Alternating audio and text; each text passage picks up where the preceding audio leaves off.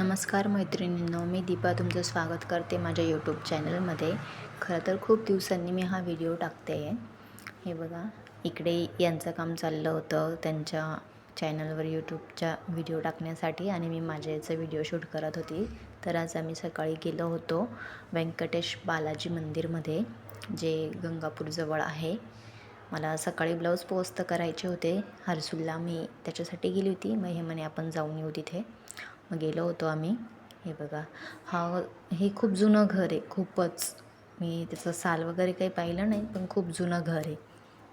हे बघा, मी तुम्हाला हळूहळू पुढे सगळं दाखवते. हे बघा, श्री व्यंकटेश बालाजी मंदिर, शंकराचार्य डॉक्टर कोटी प्रणाम.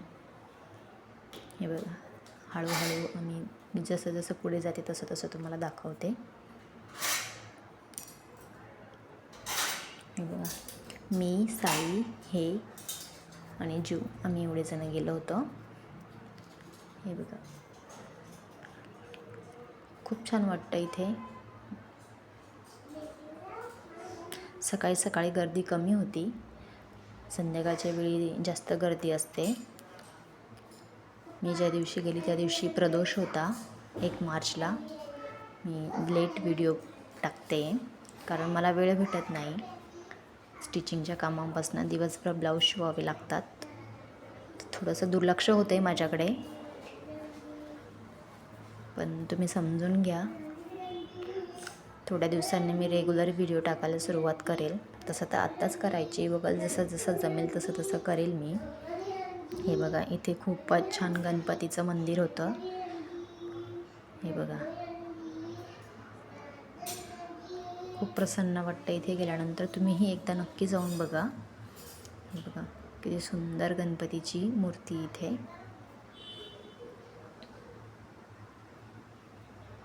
असं वाटतं ना की इथून जावंच नाही असं वाटतं. हे बघा, तसं मला स्वामीनारायण मंदिरमध्ये पण जायचं आहे. ज्या दिवशी मी जाईल त्या दिवशी नक्की व्हिडिओ शूट करून टाकेल मी. हे बघा, छान वाटतं.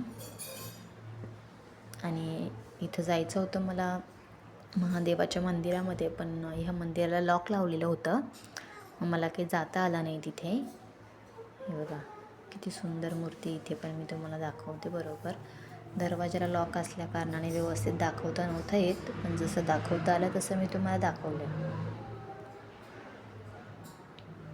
हे बघा,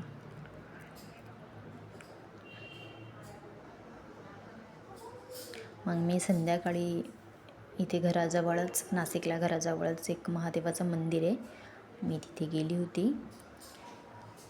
आपला कणकेचा दिवा वगैरे घेऊन तो लावून आली मी तिथे.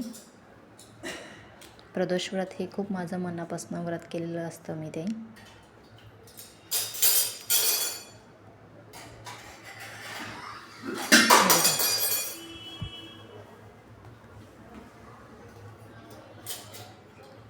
आता आपण बालाजीच्या मंदिरामध्ये एंट्री करतोय. हे बघा,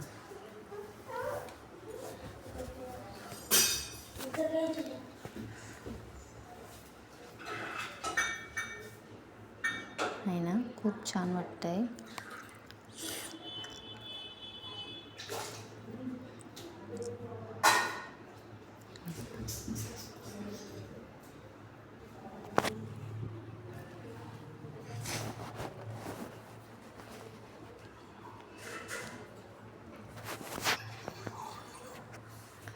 घरी तरी मला व्हिडिओ शूट करता यायचा, अपलोड करता यायचा. इथे आल्यानंतर मला वेळच भेटत नाही आहे.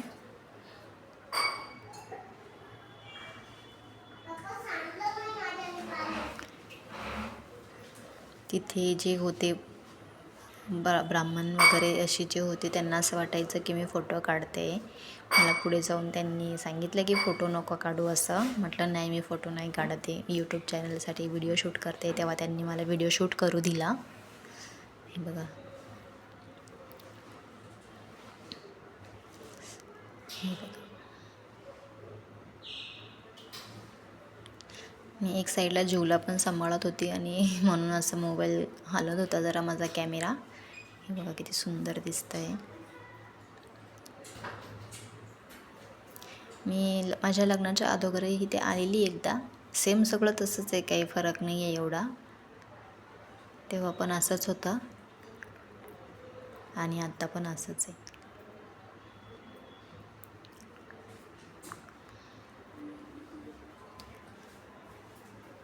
हे बघा, आणि ही आहे गंगापूरची नदी. इकडे जी बाजूला हनुमान मंदिर दिसतंय ना, तिथे मी माझ्या वडिलांचा घास ठेवायला आली होती जेव्हा ते एक्सपायर झाले होते तेव्हा. ज्या दिवशी त्यांचा 10वा होता तेव्हा त्यांनी असा 1 सेकंदात घास घेतला होता. ताट ठेवल्या तर लगेच त्यांनी घास घेतला होता.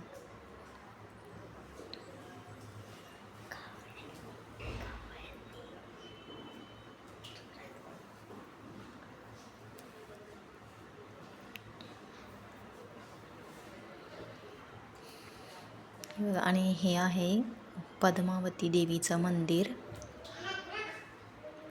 हे बघा, जे समोर जे आहेत ते फोटो काढत होते तिथे उभे राहून, त्याच्यामुळे त्यांना फोटो नाही काढू दिले होते. मग मला वाटलं मलाही व्हिडिओ शूट करू देता का नाही. मी त्यांना सांगितलं की मी फोटो नाही काढत, ते व्हिडिओ शूट करते. तेव्हा त्यांनी मला शूट करू दिलं. हे बघा, व्हिडिओ आवडल्यास माझ्या व्हिडिओला लाईक करा, शेअर करा, सबस्क्राईब करा. हे बघा, पद्मावती देवीचं मंदिर आहे.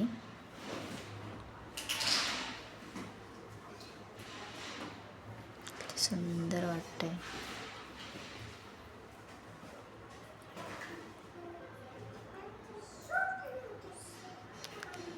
आणि हे असं इथे प्रकारे हा स्तंभ होता. मी त्याचाही व्हिडिओ शूट केला. आणि सगळं बघून झाल्यानंतर मग आम्ही घरी जाण्यासाठी निघालो. मला एक एअरटेलचं सिम घ्यायचं होतं, कारण मी जिथे राहते तिथे जिओला रेंज नाही आहे. त्या कारणाने सुद्धा मला व्हिडिओ टाकता येत नाही आहे यूट्यूबला. तर तुम्ही समजून घ्या. बाय बाय, भेटूया नेक्स्ट ब्लॉगमध्ये.